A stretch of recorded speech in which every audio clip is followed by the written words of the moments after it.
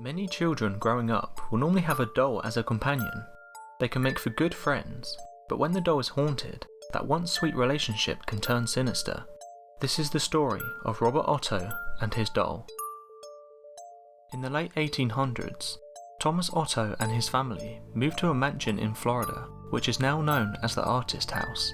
The Ottos were known to be stern with their servants, sometimes even mistreating them. It was the first treatment of one such servant that provides a twist in this story. This woman was hired to take care of their son, Robert.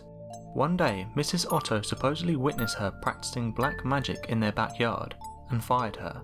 Before she left, the woman gave Robert a lifelike doll which stood 3 feet tall, had buttons for eyes, and was filled with straw. Dolls that resembled children were not unheard of during this time, but this one proved to be special. Robert named the doll after himself, and often dressed it in his clothes. Robert the doll became his trustworthy companion. The doll even had a seat at the dinner table, where Robert would sneak it bites of food when his parents weren't looking. Robert would even be tucked into bed with the boy at night. Soon this innocent relationship took on a strange nature. Soon after, Robert chose to be referred to by his middle name, Jean, after being scolded by his mother.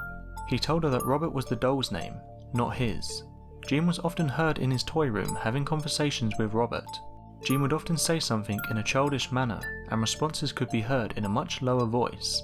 Sometimes Jean would become very agitated, worrying the servants and his mother. She would, on occasions, burst in to find her son cowering in the corner of the room, while Robert sat perched in a chair or on the bed glaring at him. This was only the beginning. Household objects would be found thrown across the room. Wherever these unusual acts took place, Jean always said, "Robert did it." The boy took the punishment, but always insisted that the blame was Robert's. As the mischief grew, more and more servants took their leave as new ones were hired. The Otto's relatives felt it was time to do something.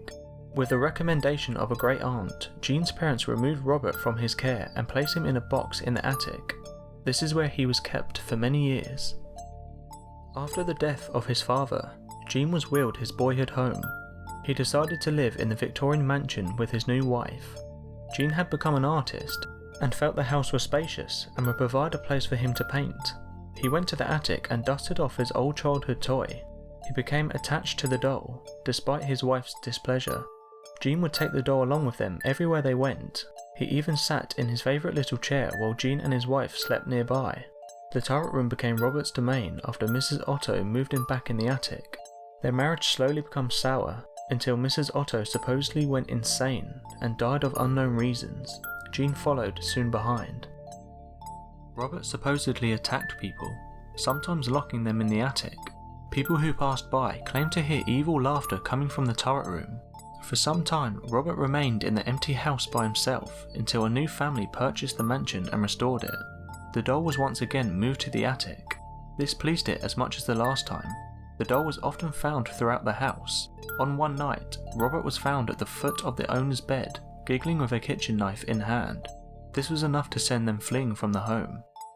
Robert was later moved to the East Martello Museum in Key West, where he sits perched in a glass box. Despite his new living quarters, the doll was believed to not have given up his menacing ways. Visitors and employees claim to have seen the doll move as well as smile. One employee cleaned Robert, turned off all the lights, and left for the night. The next day, he returned to find the lights turned on, Robert sitting in a different position than the night before, and a fresh layer of dust on his shoes. Some say he'll even curse you. If you want to take a picture of him, you must ask politely. He'll tilt his head in permission. However, if he doesn't and you take the picture anyways, a curse will fall upon you and anyone who accompanied you to the museum. To this day, Robert remains at the East Martello Museum, in his sailor suit clutching his stuffed lion, continuing his menacing ways.